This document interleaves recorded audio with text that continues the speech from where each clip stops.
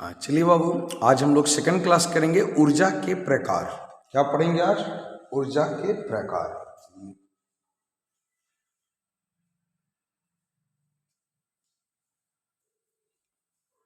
चलिए शुरू करते हैं ऊर्जा के प्रकार के बारे में। ऊर्जा का प्रकार है क्या? तो ऊर्जा को हम लोग दो प्रकार से बांटेंगे। कितने प्रकार से बांटेंगे? दो प्रकार से।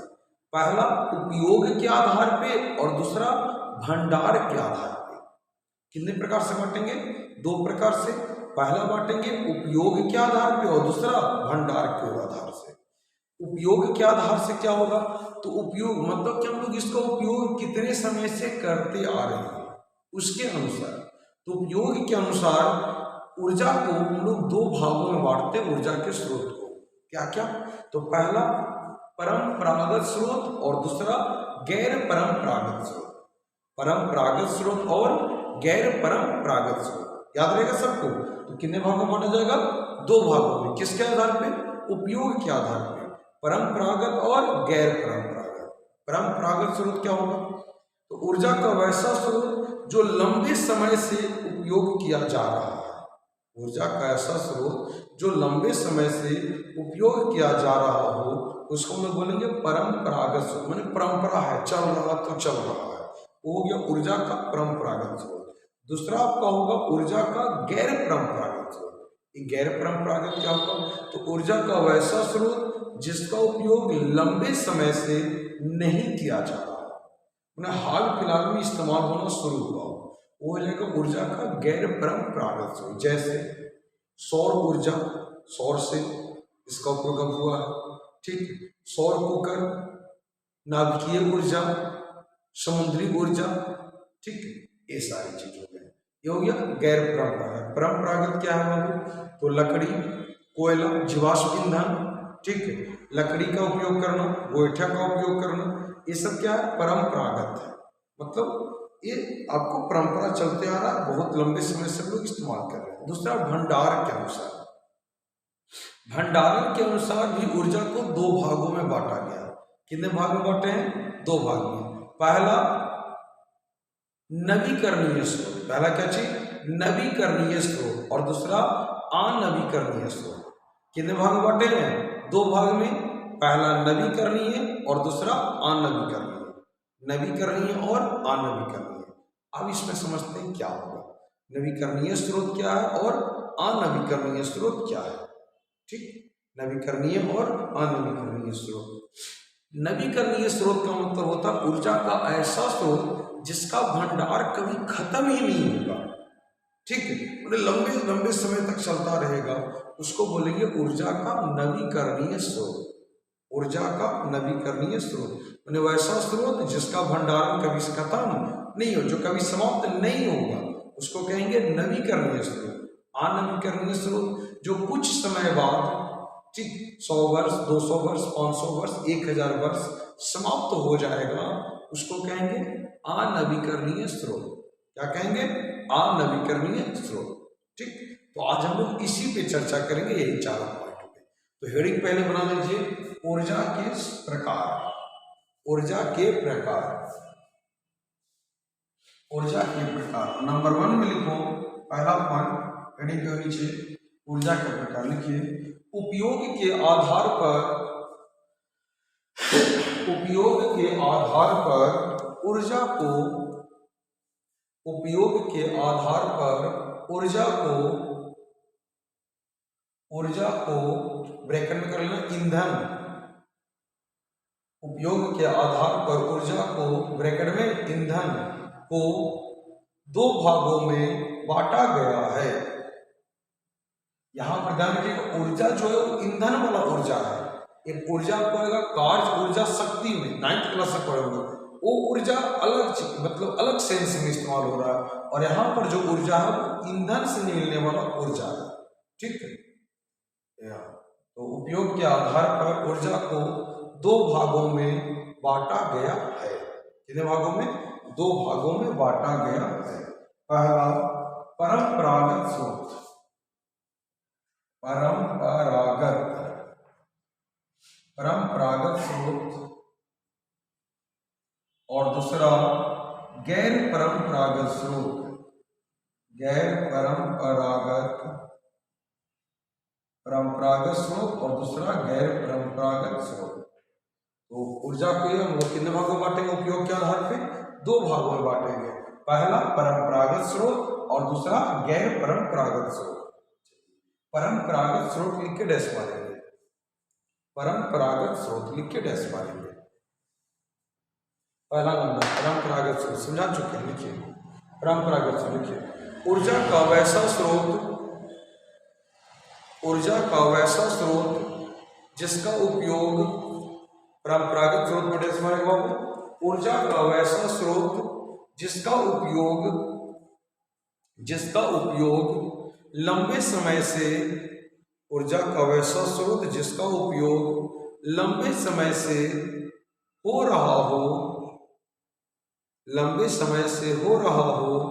उसे ऊर्जा का वैसा स्रोत जिसका उपयोग लंबे समय से हो रहा हो उसे ऊर्जा का परंपरागत स्रोत कहते हैं। उसे ऊर्जा का परंपरागत स्रोत कहते हैं। ऊर्जा का वैसा स्रोत जिसका उपयोग लंबे समय से हो रहा हो उसे ऊर्जा का परंपरागत स्रोत कहते हैं। उसे ऊर्जा का क्या कहते हैं? परंपरागत स्रोत कहते हैं। लंबे समय से जिसका उपयोग हो रहा हो, जैसे जीवाश्म ईंधन,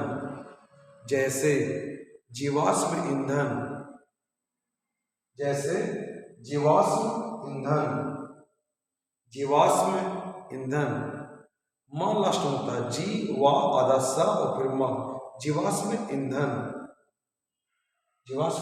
कौमा उपला कौमा लकड़ी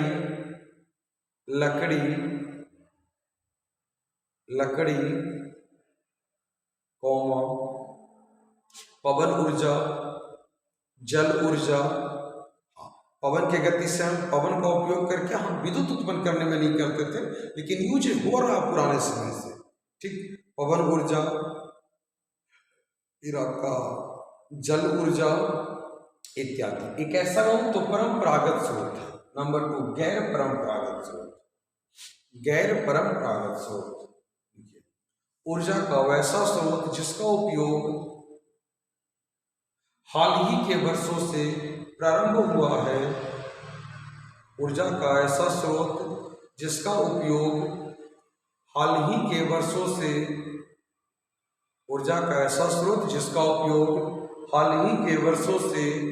प्रारंभ हुआ है उसे ऊर्जा का गैर परंपरागत स्रोत कहते हैं। उसे ऊर्जा का गैर परंपरागत स्रोत कहते हैं। मैंने जिसका लंबे समय से इस्तेमाल नहीं हुआ है उसको क्या कहेंगे? ऊर्जा का गैर परंपरागत स्रोत कहते हैं। जैसे ऊर्जा का गैर परंपरागत स्रोत कहते हैं, जैसे सौर ऊर्जा,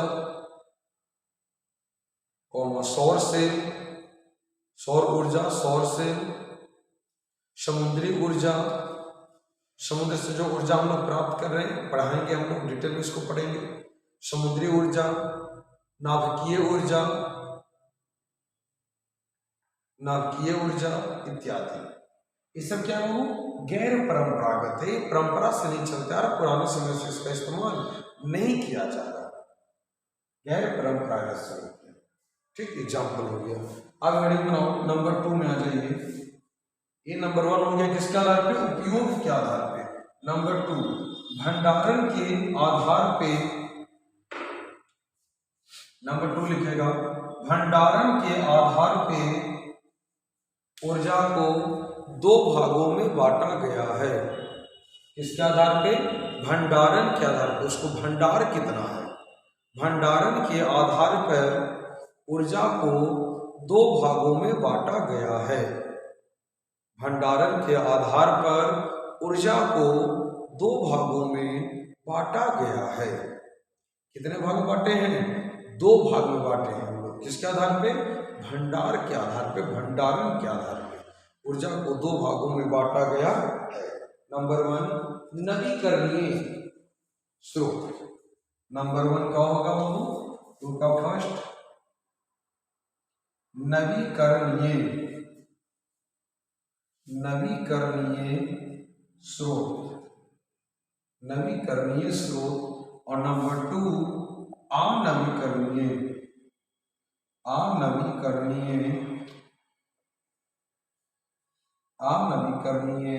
स्रोत। पहला हो गया नवीकरणीय स्रोत और दूसरा अनवीकरणीय स्रोत।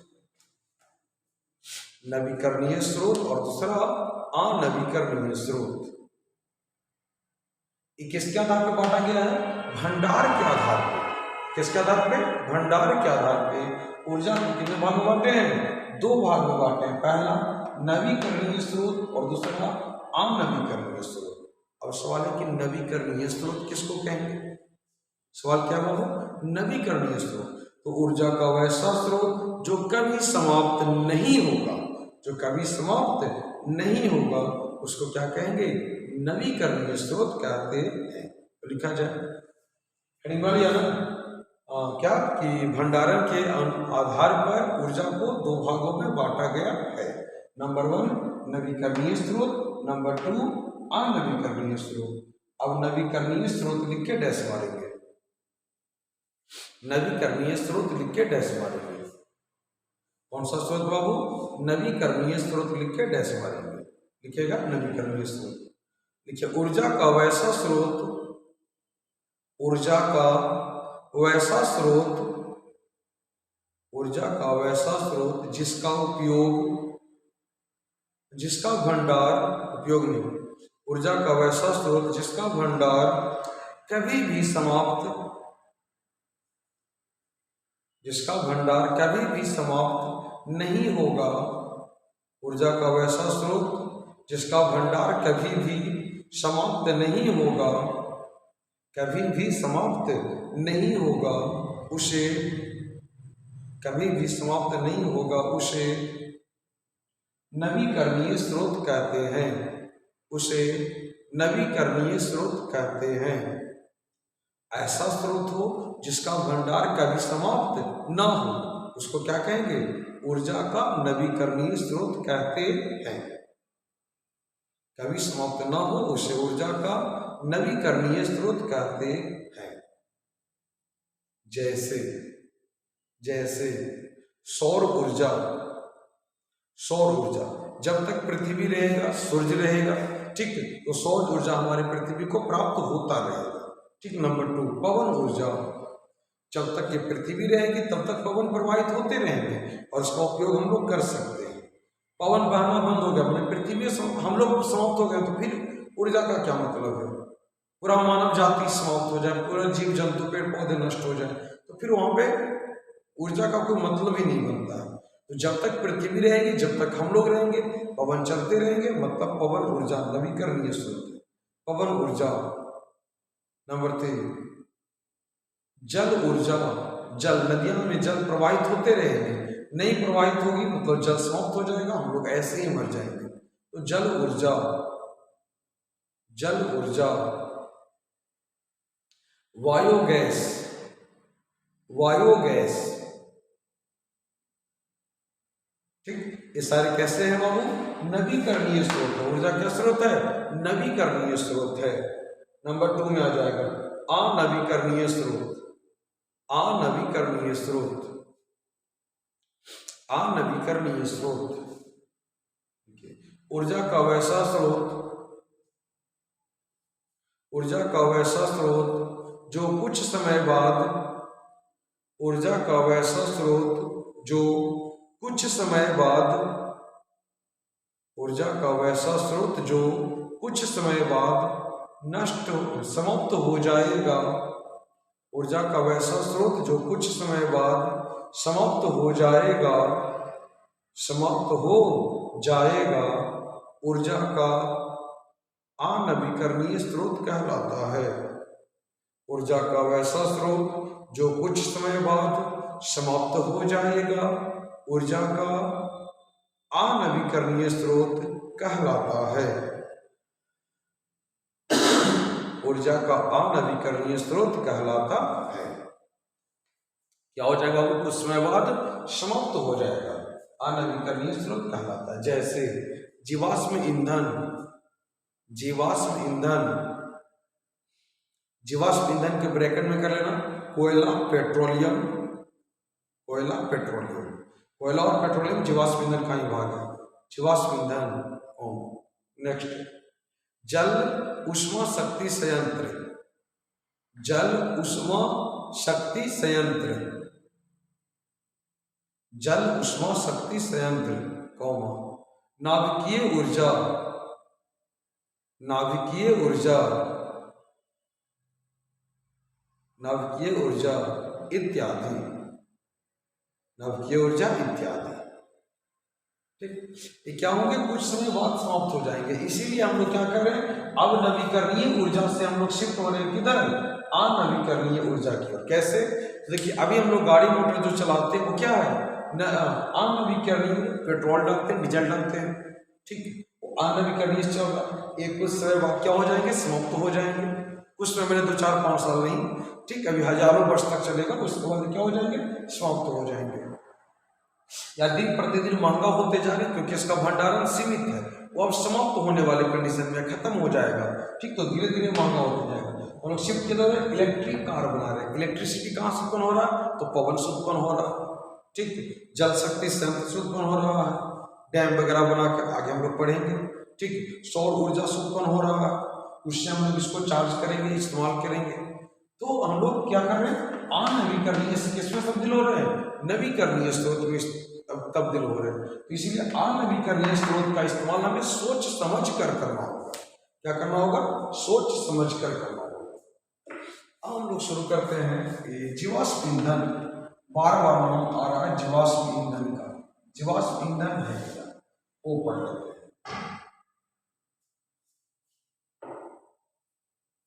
हेडिंग में लेगा जीवाश्म ईंधन, जीवाश्म ईंधन हेडिंग, जीवाश्म, जीवाश्म ईंधन।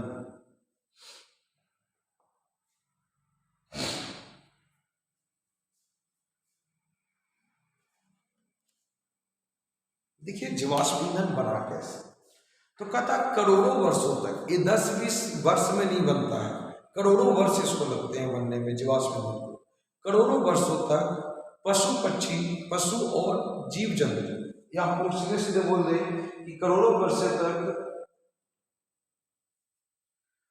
पेड़ पौधे और पशु, पेड़ पौधे और पशु, ठीक है, पक्षी वगैरह से उतना जीवाश्म ईंधन बन पाना संभव नहीं है, बड़े बड़े जो पशु वगैरह होंगे, ठीक, उनसे।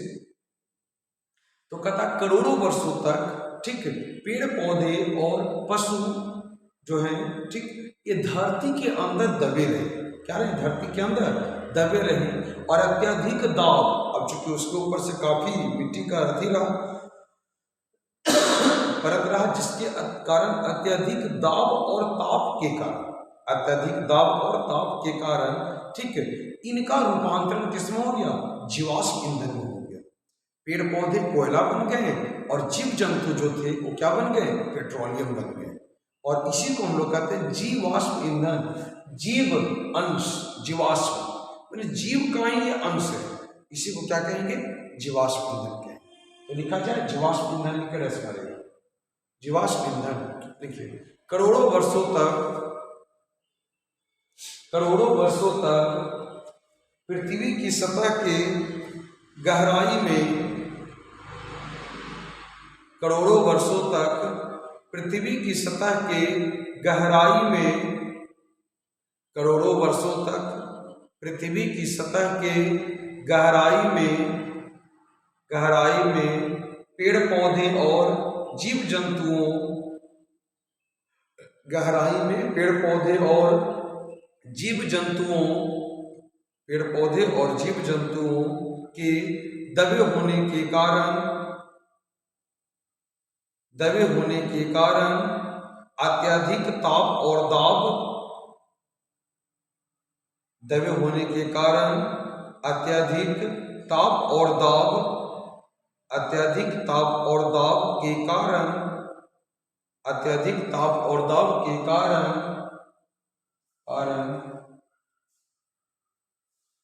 पेड़ पौधे और जीव जंतु जीवाश्म ईंधन में रूपांतरित हो गए। पेड़ पौधे और जीव जंतु जीवाश्म ईंधन में रूपांतरित हो गए, रूपांतरित हो गए, रूपांतरित हो गए। देखिए हुआ क्या, जैसे बहुत ऐसा माना जाता है कि बहुत समय पहले भी हमारी पृथ्वी पर जैसे आज सब कुछ है उसी तरीके से था। एक बहुत भयानक प्रलयकारी भूकंप वगैरह आया होगा या कुछ ऐसा हुआ था जिसके कारण पेड़ पौधे और जीव जंतु सब जो पृथ्वी पर थे वो सब कहाँ चले गए, पृथ्वी के अंदर चले गए, काफी गहराई में चले गए। और इसके ऊपर से चूंकि मिट्टी वगैरह पत्थर वगैरह आ गया, अब ये आने के कारण वो अंदर दब गए और अत्यधिक उष्मा चूंकि काफी अधिक हो गया और दाब, पृथ्वी का प्रेशर, ये दोनों के कारण जो पेड़ पौधे और जीव जंतु थे ये किससे बदल गए, जीवाश्म ईंधन में बदल गए। जैसे जैसे हाँ, जीवाश्म ईंधन में क्या क्या हो जाएगा, जैसे कोयला, पेट्रोलियम, जैसे कोयला, पेट्रोलियम और प्राकृतिक गैस, कोयला, पेट्रोलियम और प्राकृतिक गैस, ये तीन चीजें हैं जो क्या है, जीवाश्म ईंधन से प्राप्त होता है, कोयला, पेट्रोलियम और प्राकृतिक गैस। ठीक, कोयला, पेट्रोलियम और प्राकृतिक गैस, ये तीनों क्या है बाबू, जीवाश्म ईंधन से मिलते हैं हमें, जीवाश्म ईंधन है। नेक्स्ट हेडिंग बनाएगा तापीय शक्ति संयंत्र, तापीय शक्ति संयंत्र।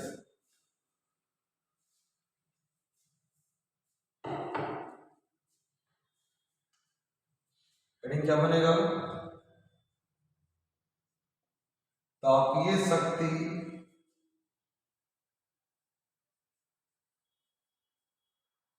तापीय शक्ति संयंत्र, तापीय शक्ति संयंत्र। ये क्या है, तापीय शक्ति संयंत्र क्या है समझते हैं। तापीय शक्ति संयंत्र, इसमें क्या किए जाते हैं कि बड़े बड़े पात्र लिए जाते हैं, बर्तन लिए जाते हैं और उन बर्तनों में पानी को भर दिया जाता है। किसको भरते हैं, पानी को, और उसके नीचे विशाल काय भट्ठी होती है जिसमें कोयले को झोंका जाता है, डाला जाता है कोयले को, और उस कोयले से जो ऊष्मा निकलता है उस ऊष्मा के कारण जो पानी हम लोग जो जल रखे थे वो वाष्प बनेगा। क्या बनेगा, वाष्प, और उस वाष्प को ढक्कन ऐसे लगाकर उसको रोक दिया जाता है। ठीक है, और उससे ऊपर नीचे जैसे वाष्प जब निकलेगा तो ढक्कन को ऊपर करेगा और फिर नीचे ऊपर नीचे चलने के कारण, और इससे टरबाइन जोड़ देते हैं। किसको जोड़ते हैं, टरबाइन, टरबाइन घूमने लगता और हमको विद्युत धारा उत्पन्न हो जाता है। फिर से समझते हैं, क्या करेंगे, बड़ा सा बर्तन लेंगे, उस बर्तन में पानी को रख देंगे। आप सिंपली देखते होंगे कुकर में, देख लीजिए जब कुकर में सीटी क्या करता है, सीटी को ऊपर उठा देता है। ठीक उसी तरह वही पैटर्न पे आता है। या पहले जो जल वाष्प में रेलवे वाला जो कोयला वाला रेलवे होता था, रेल था, ठीक वो भी इसी पे काम करता था, जल वाष्प ईंधन पे ही। ठीक है, कैसे काम करता है, तो बड़े से या गद्दर फिल्म देखे होंगे, कोयला ट्रेन में झुकता है। ठीक, गद्दर 2 आ रहा है सनी देओल का, धाकड़ फिल्म। चलिए खैर, तो क्या हम लोग कर रहे थे, जल वाष्प ईंधन, उसमें बड़े से पात्र में जल को भर लिया जाता है। ठीक है, और नीचे से कोयला को झोंकते हैं। कोयला झोंकने के कारण कोयला जलेगा, जलकर उसमें ऊष्मा प्रदान करेगा और पानी को गर्म करेगा। जब पानी गर्म हो जाएगा तो वहां से वाष्प निकलेगा। वो वाष्प क्या करता है, टरबाइन को घुमाने में मदद करता है, और जब टरबाइन घूम जाएगी तो हमको विद्युत धारा प्राप्त हो जाएगा। ठीक है, लेकिन ये ऊर्जा का अनवीकरणीय स्रोत है और परंपरागत तो है, लेकिन परंपरागत में थोड़ा सा टेक्नोलॉजी को जोड़ दिया गया। ठीक है, लेकिन अनवीकरणीय क्यों, क्योंकि हमारा कोयला नष्ट हो जाएगा कुछ समय बाद, तो विद्युत जो जल शक्ति संयंत्र, तापीय शक्ति संयंत्र, इसको क्या करना पड़ेगा, बंद करना पड़ेगा। तापीय नाम क्यों दिया गया, क्योंकि टेम्परेचर के कारण ही सब कुछ होता है। उसको जलाकर ताप गर्म करना पड़ेगा पानी को, और उसी से हमको आगे विद्युत धारा प्राप्त होगा। तो हेडिंग बना दीजिए बाबू, तापीय शक्ति संयंत्र, तापीय शक्ति संयंत्र, और लिखिएगा तापीय शक्ति संयंत्र। लिखिएगा, लिखिए शक्ति स्टेशनों में जीवाश्म ईंधन की बड़ी मात्रा, शक्ति स्टेशनों में जीवाश्म ईंधन की बड़ी मात्रा, शक्ति स्टेशनों में जीवाश्म ईंधन की बड़ी मात्रा प्रतिदिन, शक्ति स्टेशनों में जीवाश्म ईंधन की बड़ी मात्रा प्रतिदिन जलाई जाती है, प्रतिदिन जलाई जाती है ताकि, प्रतिदिन जलाई जाती है ताकि पानी को गर्म कर भाप उत्पन्न किया जाए, पानी को गर्म कर भाप उत्पन्न किया जाए और यह भाप विद्युत उत्पन्न करने के लिए, भाप उत्पन्न किया जाए और यह भाप विद्युत उत्पन्न करने के लिए, यह भाप विद्युत उत्पन्न करने के लिए टरबाइन को चलाती है, यह भाप विद्युत उत्पन्न करने के लिए टरबाइन को चलाती है, टरबाइन को चलाती है, टरबाइन को चलाती है।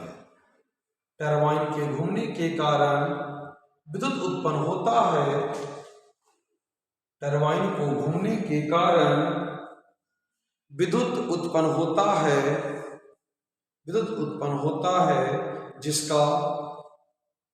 जिसका परिवहन और वितरण, जिसका परिवहन और वितरण जीवाश्म ईंधन की तुलना में आसान है, जिसका परिवहन और वितरण जीवाश्म ईंधन की तुलना में आसान है, आसान।